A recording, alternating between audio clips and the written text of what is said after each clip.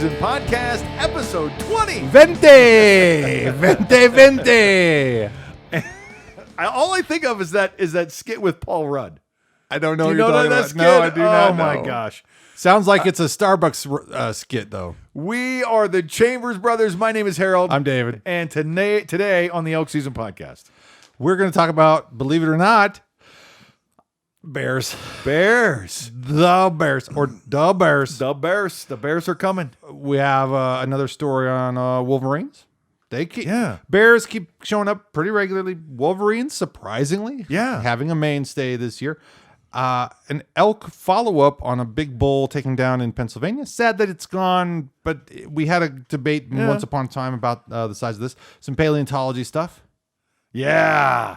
So I'm really eager. like What's that funny stuff. is, as I looked at the headlines, but I didn't read them, and so Yeah. I'm still in the dark about it. So I'm great. curious to get to it. And then, Great.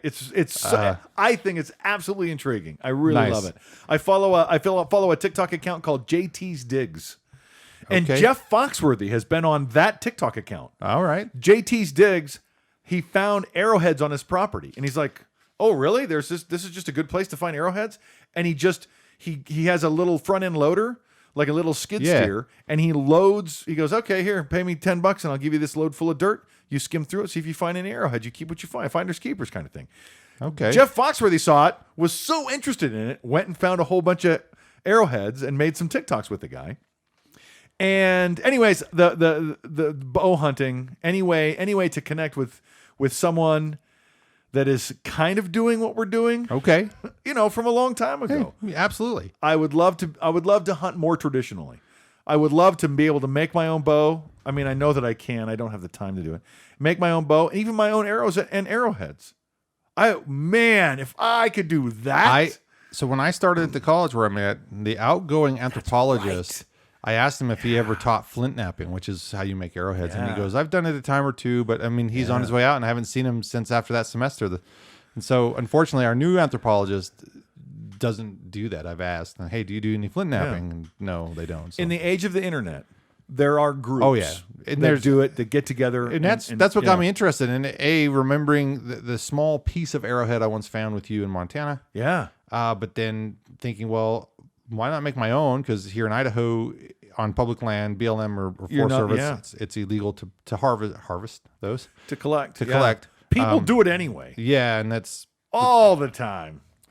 But there's a lot of obsidian to be found in this area. So I thought, well, why don't I just flint that myself? And so I found videos at that time, right around the time I started working at the college. And so that's why I asked that question to that person. But you just need like a leather strap, like a certain type of very primitive style tools. I mean, it's very simple stuff, but then protective eyewear really. But and they show there's plenty of tutorials, and you just got to practice. Yeah, it's funny the way they sort of carefully get the notches in there to hold on to hold onto the arrow, to make thin leather straps and to soak them and then wrap them, and then when they dry, everything's all super tight and the fletchings, and that would be quite an accomplishment. I know it's an accomplishment to kill an elk with a bow. Yeah. To do so with a traditional bow is that much more difficult.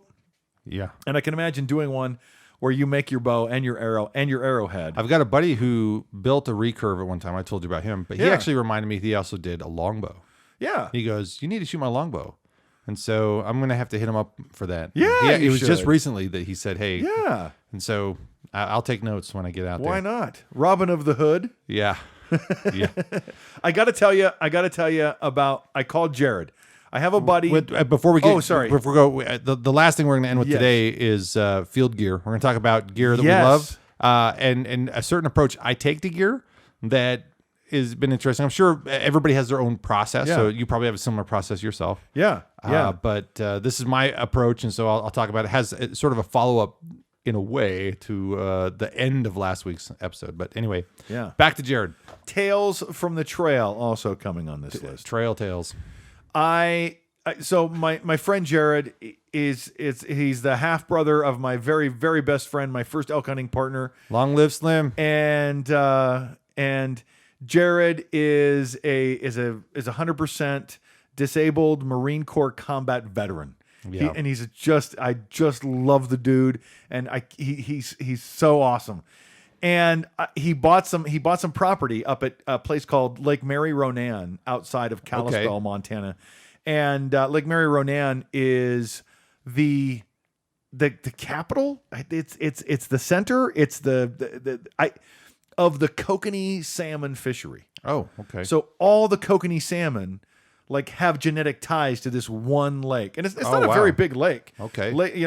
Flathead Lake in Kalispell is huge. Never been there. You can see it from outer space. I mean, that lake is just enormous.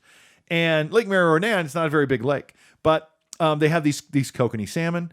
So I go, oh, Jared, he's got a nice place. He's got 2 camping spots. He's got power to both of them. Oh, wow. And so we went up and set up a tent, and we stayed for a weekend. Me and my beautiful autistic daughter and my 4-year-old son. This summer he's going to be 5. But Jared is really tight with Slim's ex. Okay. And so, not ex, widow. He yeah. passed, so he still has a connection. And I don't want to call the widow and say, "Hey, I want to go camping with old Clay, with Slim's son," because I just don't have that kind of relationship. Right. I'm sure I could, but Jared spends a lot of time with him. So I'm like, Jared, if you could get Clay to come down, I really would love to go elk hunting with him one day and really tell him how I knew his dad. Yeah. Because he's only 11 or 12 right now. Yeah. So as these years go by, I want to make sure and just develop that relationship. Slim was one of these people that I had a connection with very, very young. And he's like, hey, man, if anything happens to you, I want you to know I'm gonna watch out for your kids. And he would tell me that all the time. I'm going to watch out for this boy. I love this. When I had Tiger, and the same thing when he had kids, and we would talk. He goes, man, if anything happens to me, just watch after my kids. Just watch after them. Yeah. And of course, you make that promise to who? How many people? One. It's a given with brothers. Yeah, it's a absolutely. given. But Slim and I were brothers, and we made that promise openly to each other. And so I want to have an opportunity to get to know, to develop a relationship with Clay. And so I called Jared. It was Sunday, 100 days until elk season. By the way, it's 96 today. And that's not just the temperature. 90. Oh my God. We had in the 90s today. 0 to hero. Just like that. It was really, really hot. This cloud cover came in. It was kind of nice. Really kind of nice. So I called Jared, and of course he didn't answer. He called me back a few minutes later, and I talked to him about, hey, don't skip leg day. It's elk season. Hey, you're gonna come down. He's like, oh yeah. I already got my elk tag. Last year was something different. Last year he ended up accidentally putting DEF in his fuel tank. That's right. He was on his way. He was on his way to come hunting with me, and so excited about it. When you hear him on the phone, you're like, he fills you with that emotion, and you're like, I'm even more excited to elk hunt than I was 5 seconds ago. It's only 100 miles an hour with Jared. Whether it's emotion, motivation, and that's what's lovable about Jared. That's what is so, I think, captivating and inviting about him, because it doesn't matter. He just does. And that's who he is. And I've always loved that about him. Yeah. And so, where was I? You were talking about Jared not being able to come down. So he couldn't come down last year. So I want to call him this year. It's 100 days out. Hey, make sure you have your elk tag. Oh yeah, I already got it. Because the year before he didn't get his elk tag on time. So we knew a couple months. We knew a couple months before elk season that we weren't going to see him. So we haven't seen him for 2 years. No. Since the pandemic. Yeah. So whatever. We've lost some people since then too. Yeah. His dad. Yeah. And his Uncle Ed. But so I call him. I go, yeah, I'm looking forward to coming up and visiting with you this year and spend some time at Lake Mary Ronan. He goes, oh man, I sold that. I'm like, oh man. Oh, I was just falling in love with this, man. I'm like, I'm ready to bring chainsaws and we're ready to start building some permanent structures, buddy. I mean, this could be cool. Yeah. And of course, I haven't seen him in a couple years. Yeah. Well, I guess I did see him last summer. He did come hunting with us for a couple years, but I did see him last summer. And everything that happened, he goes, somebody made me an offer I couldn't say no to. Yeah. and it's a bummer. Yeah, it's a bummer because I am looking at kokanee fishing videos. Like, how do you do that? You do trolling, and it's just beautiful. It's just such a beautiful place. Anyway, we're looking at a family place, right? The whole Chambers family, and so if we get a place like that, then I will adopt it and start making structures. And anyway, maybe, hopefully. We'll see. So permits, I gotta. So there's this middle ground. I told Jared, hey, I want to come hunting in Montana with you. Montana's hunting season goes 2 weeks into October. It ends here in Idaho on September 30th, and there's still 2 weeks wide open in Montana. So I told him I am coming up. If you still have a tag, I'm coming up. And if I kill an elk in September, I'll come up to Montana in September. So I want to be there. I want to be there hunting with him. We found a place on a map that's sort of in between here and where he lives. Okay. And it's at the southern end of the Bitterroot Valley in the Bitterroot Mountains. I was just watching a river runs through it this morning, and I heard the Bitterroots, and I was like, sorry. As the sun sinks over the Bitterroots. Is that right? That's it. That's the line. Yeah, that's the line. Yeah, I know. I watched it his little love letter to. Yeah, that's right. All right. Sorry. Squirrel. The thought of you dancing in my awkward arms. God. Guys live in movie quotes. I just live. I told you I made a quote on Goonies to my 20-year-old son. He wasn't even around for Goonies. He goes, dude, did you just quote Goonies? Yeah. Yeah. It's worth it. I think this calls for a paraphrase quote. Get busy quoting or get busy dying. So everything, guys, we could just do the whole podcast in movie quotes. You know what we're saying. It's elk hunting, but you know what we're saying. Affirmative. Anyway, so we will find a new place to camp and to hunt elk a little bit closer. It's going to be really close to Salmon and Wisdom. Okay. Right? That's at the southern end of the Bitterroots. Yeah. Darby, you got Darby on one side, you got Salmon on the other, and you have Wisdom on the other in the little sort of triangle, and there's some good elk there, boy. Mm-hmm. We know some good elk spots up there. Yeah, we do. So I'm excited about that. We're gonna find a new place to camp. We could just go back to where we've always gone, almost. Oh, that's what it'd be nice, but it's complicated. Land. It is land ownership and finding the right place. Yeah. And so we'll see. We'll see what Jared has. We'll see what Jared does. Yeah. And what area his tag is good for on the Montana side, and we'll take it from there. But there's good elk. There's good elk country all over that place. All over. So I remember that. So updates to come as always on elk season. We are less than 100 days out, 96 days until elk season. Every time, and I usually make the call to Jared every Memorial Day because something happens between Memorial Day and Labor Day, and it's a hiccup of time, and it's gone. Summer is gone. It's that fast. They're like, oh, it's 4th of July. Oh, school stuff is on sale. Time to go elk hunting. What? What just happened? You got to get ready. And you know how I know it's elk season? Huh. My wife always says, hey, are we going to go to the fair this year?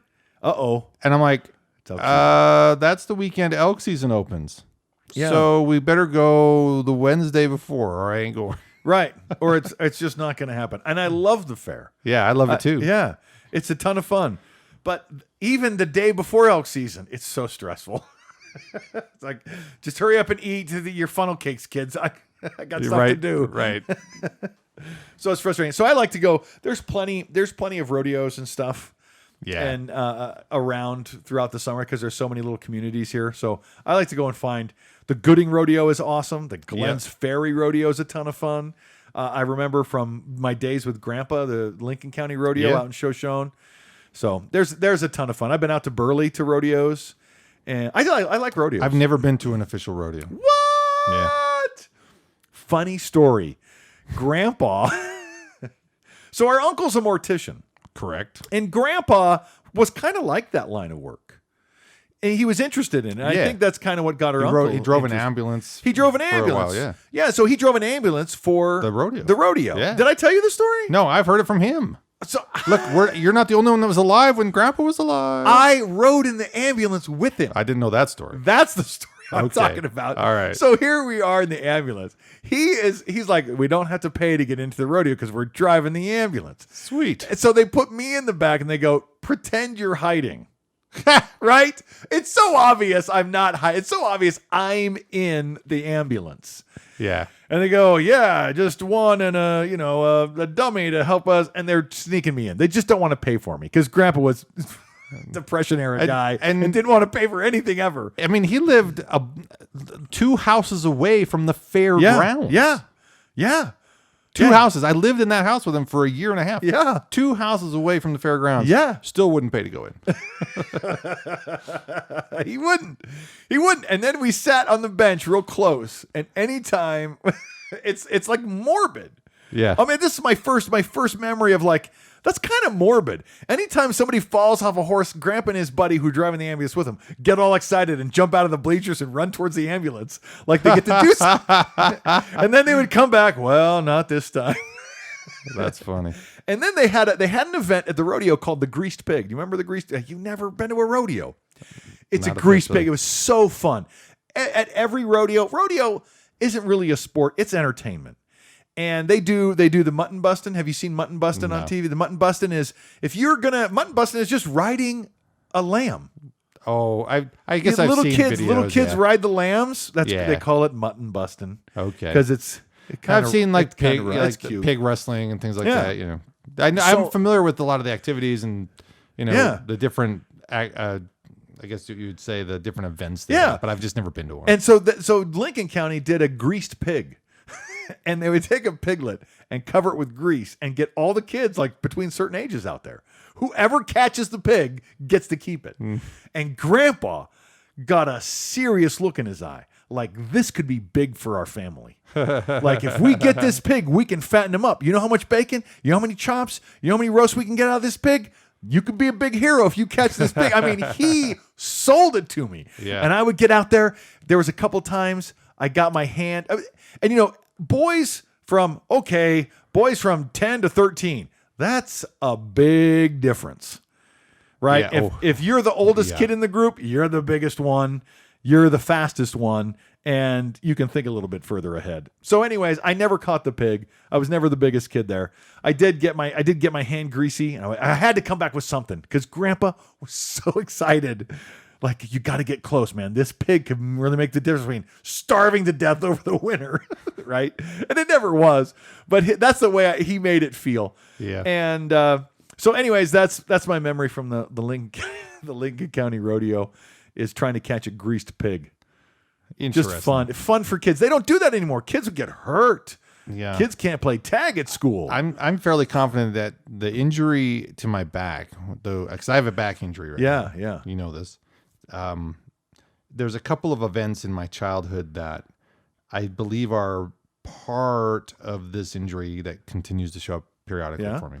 One of which was in Oregon when I was jumping on a trampoline at one of our relatives' house. Yeah. I did a flip and I came down square on this part of my back on the rail of the trampoline. I was 6 years old. Ooh. And that was rough. And then that was the same year that I accidentally broke a window in their house with a pool ball. I don't know if you remember that. Oh, no. Lorna and I were rolling pool balls across their pool table because we're just too small to use the pool sticks. I was maybe 5. I don't know. I was just really young. Yeah. And I threw in too hard. It bounced over the edge and hit their patio sliding door. Oh, and wow. Shattered the inside because it's tempered glass. Oh, no. So funny enough, I just remember the first thing out of my mouth was, it scared me so bad. I said, I almost peed myself. How old were you? Probably 5 or 6. Oh. Yeah, very young. So it's a big Oregon trip we had. Yeah. And then, but there was a different memory that Lorna shared at a reunion. Lorna's our sister. Sorry. One of our 7 sisters. But closest in age to me. Anyway, I come down to Shoshone from Montana because that's, I get ditched. Right. There's I mean, not to get into the trauma of things, but mom and dad would ditch us at the fairgrounds in Helena on the weekends or whatever. Just during the summer, just kind of makes me go, holy crap. I could be abducted. I could drown in this lake. I could, get kicked by a horse. Literally, it was bizarre. Poster children for CPS, I say I was. Yeah. Anyway, so we come to Shoshone. It's just me, though. And while I'm in Shoshone, I don't know anybody, kind of roaming around the neighborhood. I run into a young kid. And this young kid I don't know his name, but he's bored too because everybody's gone for summer. It's just him. And here's this kid from out of town. He's like, I'm leaving in a few days, but I'll hang out with you. And so we played for a couple days. And one of the things he showed me is over at the grandstands of the Shoshone rodeo place. If you climb up the grandstand where you seat to watch the rodeo, you climb over the back of it and you can slide down under the seats, and it's basically plywood that is the ceiling. Okay, you have the joists for the building that you're sitting on top of, and the seats are on top of the joists. Yeah. But then there's plywood to block things falling from the seats into the building. There's a little in building. Okay. And so he shows me that you can climb over the back, and then you can slide down between on this plywood between the seats and the building. And so it's just like this hidden slide feature. And I'm so excited. Like, this is cool. But you could know about that. But you could fall off the back of this thing and hurt yourself seriously if you let go once you climb over the back of the thing. But didn't matter. Wasn't afraid at that time. And him and I we played all day that way. So he leaves. Lorna comes down, and she's going to spend this some time with us. Yeah. And I must have been younger. This must have been 5. It was really young memory for me. Okay. So I'm with her, but she's bigger. This kid that I met, he was smaller than me. Okay. And now I'm still small, but I'm not big, but I'm not small. But here's Lorna, 2 years older. Yeah. And I'm showing her this thing. She can do this. And so we're having a good old time. We're sliding down. We get to a point where we both stop. We're holding on to the seat above us, and you hear this loud, whining wood sound. Like there's something that doesn't like the weight that's on it. And I can't even describe the sound. And all of a sudden, the next thing I know is I'm waking up, and this is true story. Okay. If you can remember the Simpsons episode where Simpson is a big brother to Peppy. Yeah. And he gets beat up, and when he gets beat up at the end, he gets bent over backwards over a fire hydrant. Yes.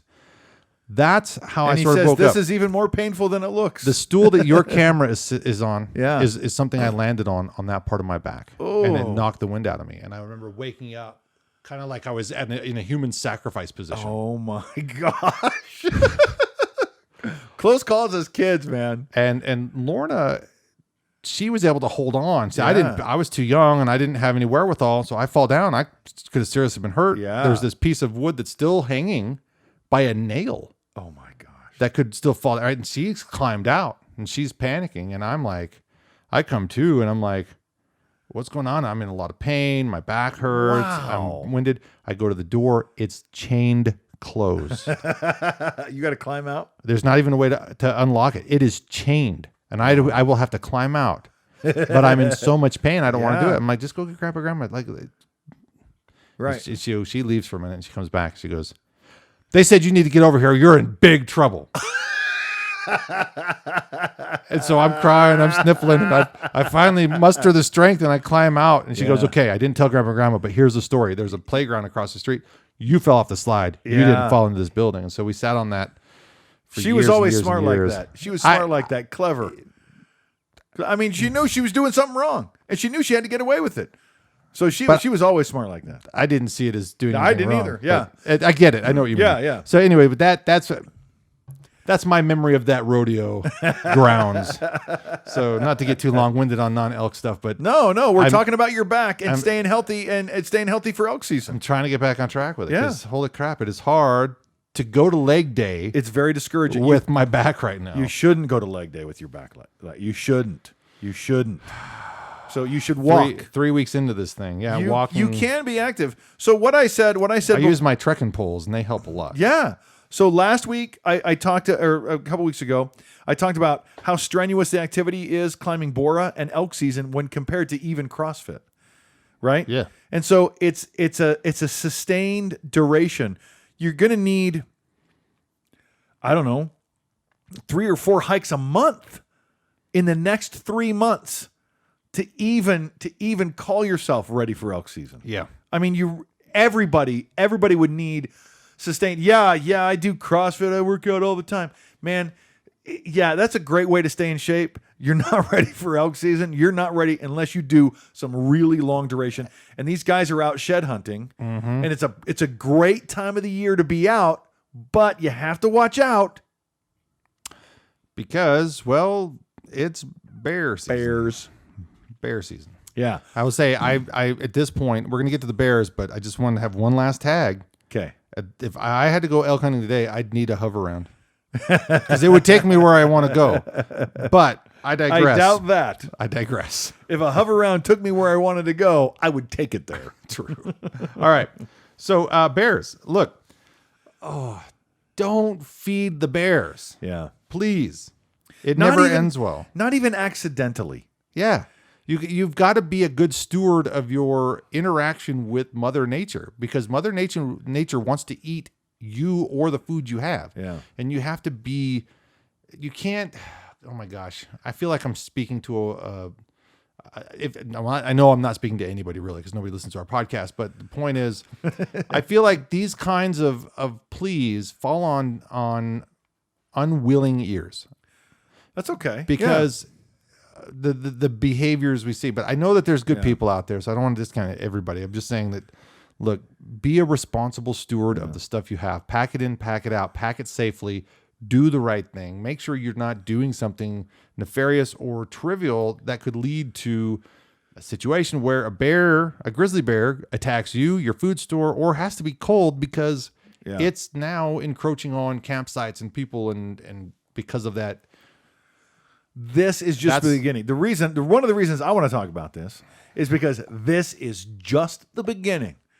The rebound of the grizzly bear is in full swing because of wolves. Wolves have been around for 20 years now. Yeah. They've really, really helped a lot the grizzly bear population, because grizzly bears will take over a wolf kill, and it's great for them. It's been great for the grizzly bear. They're rebounding, and there's going to be continued interactions. We're going to see them in our hunting district. Yep. Probably sooner rather than later, because they're very sensitive to pressure. Yeah. They're very sensitive to human pressure and to other grizzly pressure. But also, they travel. We've established that on this podcast a couple times. They travel hundreds and hundreds of miles. So the fact that we haven't run across one yet doesn't surprise me, except that I know it's inevitable. Yeah. And it's not impossible that one has traversed through at some point in time, whether it was during elk season or not. I believe it would, yeah. So watch for those footprints, and if it looks big, just so they're in the Salmon River Mountains. Yeah. Right? I don't know how many there are. Because I know that they're in Glacier and they come across the Bitterroots a little bit. So I don't know how well they're populating in the central Idaho mountains. When they do that, when they really get a strong foothold in the central Idaho mountains, they're going to pour out of there. Yeah. They're going to come across. All you got to do from the central Idaho mountains, you cross the river and you are in the White Cloud Mountains. Yeah. The White Clouds are up next to the Pioneer Mountains, and the road we take to go hunting is between those two mountain ranges. Yeah. It's called just right out of Sun Valley. Yeah. It's called Trail Creek Road, and it just divides those two mountain ranges. And so they're close. They're close. And wolves are helping them. Grizzlies are coming. They're going to move from Wyoming. They're probably going to be in Utah before Colorado, because the Uinta Mountains are just actually parts of the Uinta Mountains are in Wyoming. So they're going to come out of the Jackson Hole Valley into the Uintas, if they're not already. This is the Uintas where there's the Wolverine. Yeah. And from there they're going to stay in the Rocky Mountains, and they're going to end up getting into Colorado, and being something you have to watch out for in Arizona, Colorado, New Mexico, Utah, Wyoming, Washington, Oregon, Montana. They're gonna fill it up. I don't know if we'll ever get them back to California. I'd like to make that flag legit. I would like to. Look, I mean, and all this being said, look, we have the biggest starter weekend, and that people have already gone camping. I know people who are already doing this. Yeah, but Memorial Day weekend is this weekend. Yeah. And it is a big weekend for campers, so please be safe, be conscientious, be mindful, be good steward, pack it in, pack it out, pack it safely. Yeah. Bears love beer. Just love it. sounds like I could make friends. So we have some bear stories. Well, and one of them was that it's Memorial Day weekend. Be on the lookout, man. There could be bears if you're going deep in. If you're looking for sheds, if you're looking to do some fishing, there's a lot of fishing seasons that are opening up right now too. Is the creek seasons up in the higher elevations?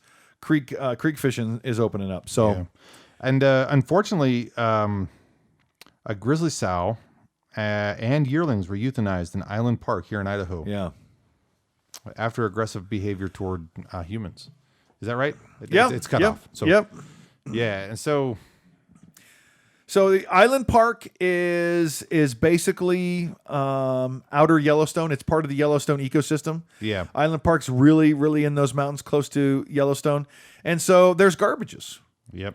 There's people, and there's more people, new people, unfamiliar people, people that don't know how to keep their food away, that just aren't ready for it. If my understanding is correct, a bear can break your front car window. Dude, have you seen some bears come through doors, locked and chained? So just it looks like a SWAT team coming through. Have you seen that footage? No. Holy crap! I will say this though, I was at Sportsman's Warehouse last Sunday. Yeah. And I was looking at some of their coolers they have there. And so, there's the Yeti coolers, which are small and overpriced. But then I saw... Yeah. I mean that nicely, Yeti. Sorry. There was these giant non-Yeti, but built like wannabe. But they we could have fit two of us in there. And I was thinking, oh my gosh, I want to buy... They're $900. Yeah. And let's go over Niagara Falls. Let's climb in there. I was thinking about all the elk meat I'll never have. To haul back in a nice, good container that's super thick and insulated. That's a pipe dream. That you need your own trailer to haul it, which I have that trailer. Yeah, you do. Yeah, you do. Anyway, this is kind of a cool thing. So that's it for the bears. What happened to the? I must not have. They were cold. It just sucks because they had to be cold. Yeah. And you can't take them. You can't transplant them. You can't, as much as you want to put them in California, they'd just be worse in California. So one of the things, I really don't, I'm not familiar with hazing, right? They say when these bear cubs, that they're brand new. Yeah. They're not used to you. So you got to haze them. When they get close to you, you got to rattle their cage and let them know this is not a place you want to be.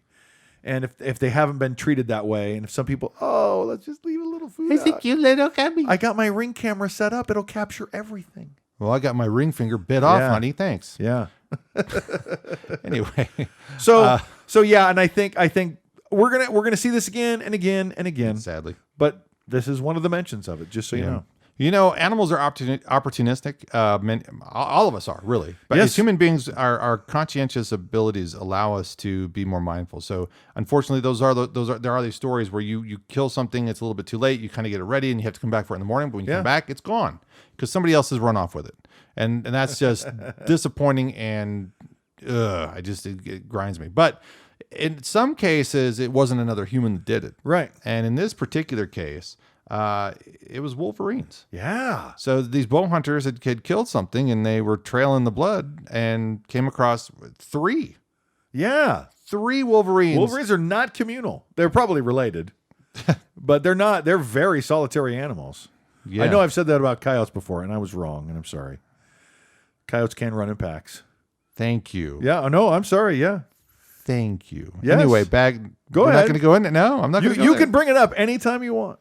Yeah, I'm just gonna say. Anyway, moving on. Go ahead. Yeah. So Wolverines. These were deer hunters, by the way. Oh, lame. Just kidding. But no, Wolverines. Just taken after your meal. And what can you do in that situation? I made a comment one time. I went up to Goat Lake. It's the highest altitude lake in Idaho. Yes. And I've been up there twice, but the first time I went up there, some girls up there had seen a wolverine. And I commented that I think more people report seeing Bigfoot than report seeing wolverines. Huh. And I think ever since I said that out loud, I'm like on the lookout for wolverines. And wolverines are everywhere. And now wolverines are, and I told somebody at the gym, I go, oh yeah, wolverines are exceedingly rare. You just don't ever see wolverine. He goes, I see 5 or 6 every time I drive to Boise. I go, buddy, those are badgers. Yeah. Those are different than wolverines. Wolverines are very solitary, and they're like honey badgers, though. They're smart. They're very tenacious. Yeah. And it's good to see them. The reason I wanted to talk about this was because it shows a robust ecosystem. Yeah. To have something that you hardly ever see. Now they've been reported. We saw them in downtown Butte. Yeah. We see them. Where else were they? The Uintas in Utah. Yeah. So great news. So to see the ecosystem kind of come back and fill in some of these gaps. The beaver too is a big one. Yeah. That people don't realize how we decimated the beaver. One of the things I don't understand, I get it, but I don't get it. It happened so many years ago, but National Public Radio here in Idaho cannot get off the parachuting beaver promotion when they do their promotional stuff. I knew as soon as you said National Public, I go, he's going to talk about the parachuting beaver. We kicked beavers out of a plane with a little biodegradable parachute, and they've reestablished. I mean, that's a great story. It's cool. It is. But it's like every year. But it's a cute story. And they rerun it all the time. It's great. I want everybody to know about it because, believe it or not, as many times as you have heard that story, my family has not heard that story. Okay. You see this famous T-shirt with a beaver and a parachute, and you're like, what kind of? You see a sticker on the back of a truck, and you're like, hey, what's that? You don't know about that? Oh, well, there you I've go. heard about it a dozen times. Let me tell you. Yeah. Anyway. But it was that good fun. It was a good effort to restore some of this ecosystem. That's good for the elk. Yeah. So, yay beaver! I also watched a documentary. I think it was on PBS. It was called "Leave It to Beavers." Have you ever seen that one? I have. Yeah. It is fantastic. I would go fishing in places southeast of Pocatello. Yeah. And they had restoration areas for beavers, and so you had to be careful, and it was restrictive. But it was kind of cool to see what was going on there. First time I ever saw cutthroat trout was up there. But what was disappointing is the cutthroats you're not supposed to. It's catch and release only. Yeah. Somebody had caught this thing and just laid it on the bank. Oh, I'm like, what? Anyway, yeah, that's a bummer. In Wyoming, some archaeological excavations. I've been eager to get to this one. Yeah. Confirmed that an ancient mine in eastern Wyoming was used by humans to produce ochre. Yeah. Red ochre. It's a dye. Yeah. Oh, yeah. Sorry, it took me a second. Yeah. Yeah. It took me a second too. So I knew you wouldn't get it until you actually saw it. Yeah, because I reading up on Aztec and Mesoamerican culture, there's a lot of that. And okay, I got it. Yeah, so red ochre, a mine in Wyoming. From 13,000 years ago. Thousands of years ago. It's fantastic. It's fantastic to me to know you can go in the South Hills. You can find arrowheads. Yeah. You're not supposed to keep them, but you can look at them. Yeah. And I just want to look at them. Maybe that was stuck in a deer. Maybe he lost that arrow, right? Yeah. And everything decayed but that arrowhead. Right. It's just fantastic to think about how many generations is that 10,000 years? How many generations of Native Americans wandered around? Right. Yeah. And there are places in there that it's basically a fence. It's a stone road, not a road. It's a stone marker. Okay. But it runs for miles. And that was like, yeah, this is their tribe, this is our tribe. We don't cross that line. And that's why that line is there. And it's been there for thousands of years. Wow. There are places like that in the South. That is pretty cool. Yeah. And so a follow-up to that is that University of Wyoming research identifies this Platte County site as the oldest mine and for the red ochre. The same story. It's the same story. So, I just wanted to get more than one source. Yeah. Because they have been working with this idea. Once they found it, they go, oh my gosh, it looks like people have been mining red ochre here for 10,000 years. Yeah, good luck proving that. So they've known about it for a while, but they had to do all the due diligence to put the paper together to say, yes, it is official. They were mining red ochre for more than 10,000 years for religious and artistic reasons. And for religious, or not religious, but rituals that they would perform. And having that red color was a big deal. So I had to just text you the next headline, the last headline. Oh, okay. Actually, just so I have it. Just so you have it. I think I was supposed to do something for you last podcast, but kind of bright. the sun came out. There we go. Okay. Cool. And so we actually have some elk content now. Not local to Idaho, but Pennsylvania. So this record elk is classified by Boone and Crockett as the number 6 non-typical bull of all time. So it was a 455-inch. So it's a beautiful animal. That's and big. there was video of it. What was he, 8-9 points or something? Yeah, it's ridiculously huge. ridiculously awesome. Yeah. And how do we know it's non-typical? If they just get to that size, isn't that just typical for him anyway? No. So typical has to do with symmetry. I know. Oh, okay. Oh, you're just being facetious. Yeah. Why couldn't they look like this? I'm about to mansplain something to you. Don't. Well, actually. Oh, my back. Yeah. I don't want to mansplain anything to anybody on accident. To do it on purpose. What was it? My kid. Oops, my kid. My kid made a quesadilla. He was home. I took him to the Air Force today. Oh yeah. I took him to the airport today. He's in the Air Force. Him and his wife went back to Maryland. But he made a quesadilla this morning with American cheese slices. And I go, that's cool, man. Whatever you want. He's like, yeah, well, I just didn't see any other cheese. Okay. I opened the fridge. There are 3 bags of shredded cheese in the fridge. And I just told him, you make a good dad someday. Anytime my wife can't find something that's right in front of her, you make a good dad someday. I'm proud of you. It's awesome. I just want everybody to know it happens to more than just dads. Yeah. But it makes you angry.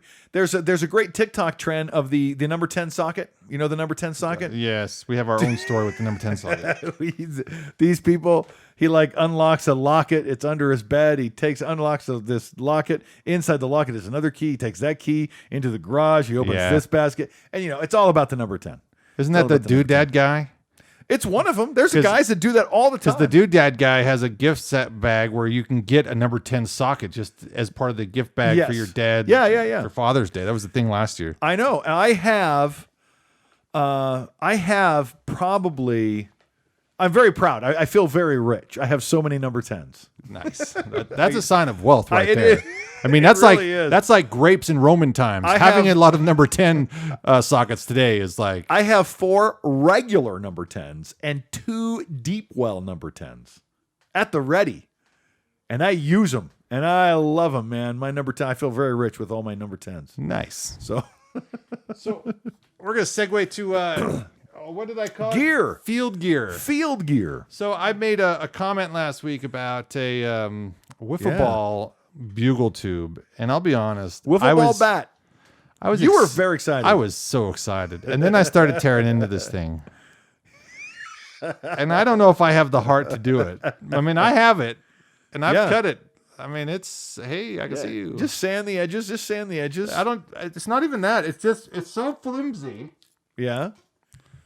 It's just that it's so flimsy, and that sounds kind of cool. It's so cheap. I mean, it's lighter than the ones you can buy, but I'm kind of like, I see why I would pay $40 for this. I mean, this was a good exercise. The only thing that I think I like is that it has this grippy thing, which they don't have on those other ones. Yeah, they should. Is there a way to peel that off of there and stick it on a regular? Because I would pay $1.30 for that. Well, this does come apart. Yeah. So I had to take the. I mean, it was. I don't know. I don't know. I haven't even had the heart. I mean, my enthusiasm died when I got to this point, and I'm like, I don't even know if I want to find my reeds to. It'll be fine. It'll be fine. Oh yeah, look at comes that. Off. That would look good on my bugle. I kind of want to put that on my bow. Oh. I don't know how it would work. But. I don't know how you get it on there either, but. I wish you the best of luck. I went this far. I know. $3. Yeah. My kids were happy because they got a new ball. All right. Right? They don't even care. Like, we got a new fridge. Hey, cool. Can I have the box? So my 6-year-old has a red one of these. Yeah. But I couldn't do that to his red one. And so when I did this, he said, Dad, I got one of those. Can I do that to mine? No. Maybe when you're older. So it's all about experimentation, having fun. What if this is the one that calls in the bull that I've never been able to call in? There's no reason it wouldn't. So there's no reason it wouldn't work. I can't say I'm not going to try, but I'll be honest, I'm not super excited. But then again, I've not been super excited about other things. Yeah. But that kind of leads me into the gear that I am excited about, that I fall in love with. And so if I'm so unwilling to do this, why am I so willing to do other crap that I've done? So I needed to get off my soapbox and just the elk out of this or whatever. Anyway, so more on that later. All right. So moron. You said moron. Field gear.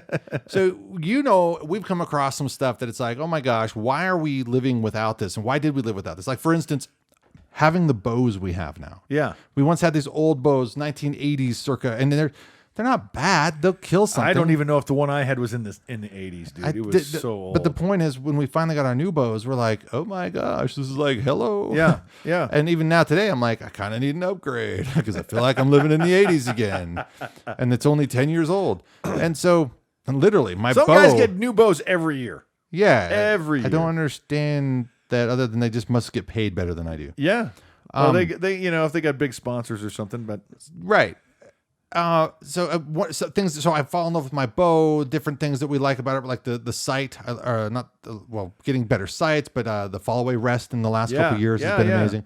But I think one of the biggest things that I've actually loved, not a lot of people use them for whatever reason. I don't even see them on the shelf as frequently as I used to, but the bow sling, to be able to hike to a place and then you carry your bow as you need when you're hunting, but certain positions you just kind of don't need it. Yeah. At the ready necessarily. Anyway, so I like the bow sling. Things that I've tried in the past, I had this little, it had 4 legs on the chair. You built me a little don't sink in the grass. I actually like that thing that you built for it. I use that chair all the time, and I make sure that it has that on it just because I've lost the rubber things that are missing on the bottom don't scratch the floor, so I can use it in the house. Oh, yeah. Okay. And so I use that thing all the time. Oh, nice. So, but it's too heavy. It's just really bulky to carry around. But I used to carry it everywhere because I was too lazy to get down on the ground and all this stuff. Right? It's uncomfortable to sit on the ground. Yeah. It really is. But things like a jet boil, or I've got my InReach Mini now, which is super cool. That connects to the phone. I'm gonna need an InReach. I do need one. InReach Mini. Oh man, we had a good lot of laughs over your InReach this year, but I do recognize the value in it. Dude, it's big deal. It's so awesome. There are people. There was a guy in Yellowstone that pulled over to the side of the road in his Tesla and put his Starlink on top of his Tesla to access the internet. And so I just on a side note, there's a petition right now from Starlink to get people to subscribe because they have it for the people who want to go recreate in those hidden areas. Yes. So that's the demographic they're targeting right now. People like us, if we wanted to have the internet up on 10,000 feet, we could do it. Yeah, we could do it from our elk camp. Yeah. We could have internet and Wi-Fi. Yeah. And we could FaceTime our family. Yeah, it's $500 to get it going, and it's $130 a month. Yeah. So, all you got to do is plug it in. When my Cybertruck comes in, if they allow me, I don't know. They might say when you go to configure. So all I've done is reserved a Cybertruck. Yeah. When they say, okay, it's about time to deliver it, we need you to configure it. Do you want extras? Do you want this? Because I want the Cyber Quad. Yeah.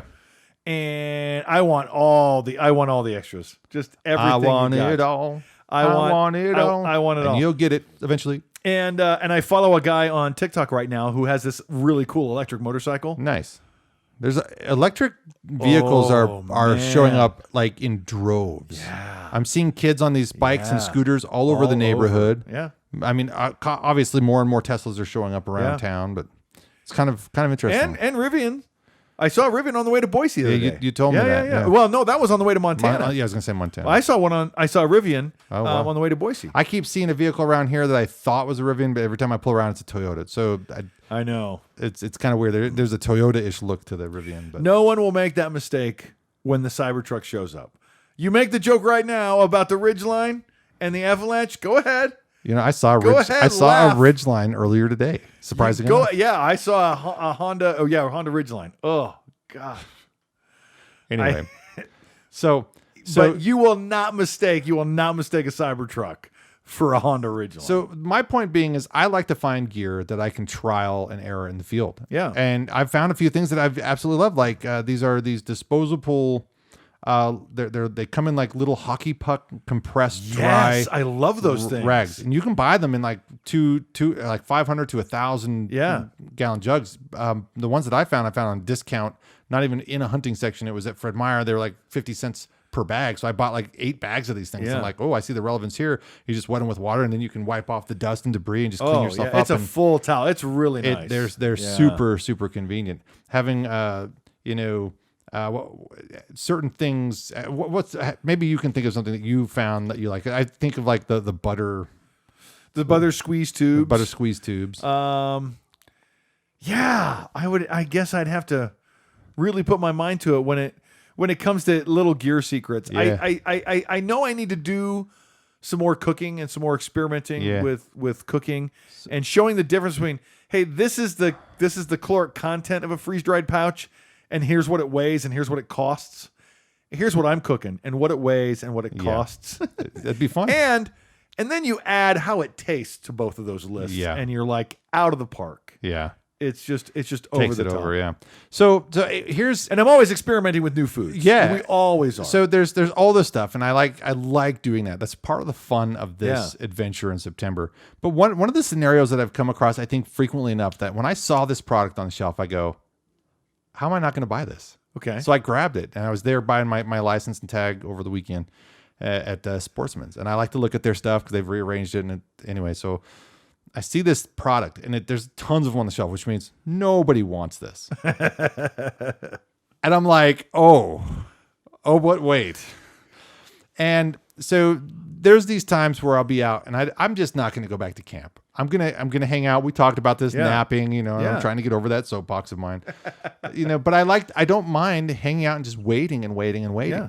But sometimes you find that perfect spot, but it's at the wrong time because that's when the sun's on it, and you can't get around it to the other side because maybe it's a steep hillside, or there's just too many branches or too much effort to clear it up. Right. And so I need to be shaded and somewhat covered, but I need to stay there. Okay. What you got? Uh-oh. Oh, you got it. You bought it. Yeah. This is a tree stand umbrella. What? Now, it seems like it's nice and simple to backpack. And when I say tree stand, you could use it on a tree stand. Yeah. But you could use it on the ground, and it's got a divot in it. And I see it being practical for so many. Yeah, it's kind of heavy. Was that 1 pound, 2 pounds? Anyway, not to mention 53-inch width, mounts to most trees, included hardware, storage sack, perfect for shade, and blocking rain. Yeah, so I don't know. Well, that's a full umbrella. It opens like an umbrella. Yeah. But you just attach it to something. Yeah. I do like that. So 1 year, that's really smart. $20. Yeah. $20. Shade is important. When I set up my hammock, I got to look at the trees and look at the sun.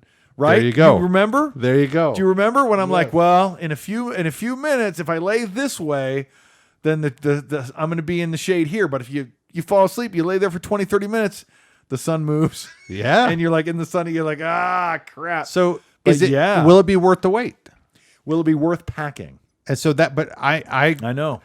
This is one of those things you have to get out and you have to see what it'll be like. Maybe it'll be the biggest bomb ever. Maybe I just wasted $20 as opposed to $3. But at the same time, I countless times where I'm like, it's so hot, I just want shade, but I don't want to move. If we do the type of hunt where we wake up in the dark and we hike away from camp in the dark, and then we hike back in the dark, I think that would be appropriate. That's exactly the kind of scenario that I think. If we're backpacking in, it's minimalistic. Keep everything out of your pack. But if you're going to be gone the entire day versus throw in a chair, get your spotting scope, bring a hammock, get some extra food, bring a beer, settle in. Yeah, you're going to be okay. You're going to be just fine. Don't worry. Yeah. So anyway, there you go. That's my gear find right now, and that's how I perceive potentially using it. And I've been up there in the rain. I have rain gear, but anyway, I don't know that I'm hiking down the mountain with a dumb umbrella over me, but no. But there are some days where I'm like, man, if I had anything to cover myself with, I would cover myself. Yeah. I've packed in an extra blanket, a real small extra blanket, and ended up throwing it over my tent to get shade in the afternoon. It was a Labor Day weekend a couple years ago when the days were long and hot. Even back at camp, absolutely. So there you go. That's what inspired me to not. I can't live without that moment. Yeah. Carry it up front. Yes, I'd like my tags and license, please. And this. archery elk is the greatest outdoor sport in North America. And sometimes you need a sunbrella. I mean, especially you. I know. I mean, especially me. I've lost hats. Yeah, you're a little red. I've been out. I was working outside all day yesterday. I spent most of my day outside, and the shower this morning reminded me of how much sun I got. You don't wear a baseball cap? I forgot. Oh, okay. You don't wear sunscreen, though? I was enjoying watching my 3 boys toil away at a whole bunch of bark yesterday. Like they just owned it. They're like, yeah, I got the shovels. We got toil. They 2 yards of bark to put out in our little pathway, and it was like, good way to go. There's guys. nothing builds character like toil. Yeah. Here you go, kids. Toil away. I mean, it was doing the rock and the heavy lifting. You know, the older boys can help, but seeing my 6-year-old being able to go out there, and he's got a little shovel, and he's got this little wagon, the little gorilla cart that we have, and that's awesome. Pulling bark everywhere. I saw a gorilla cart. They sell them down in D&B. Yeah, they have big ones. Yes, they do. I'm getting one. Good. They're like what, $500?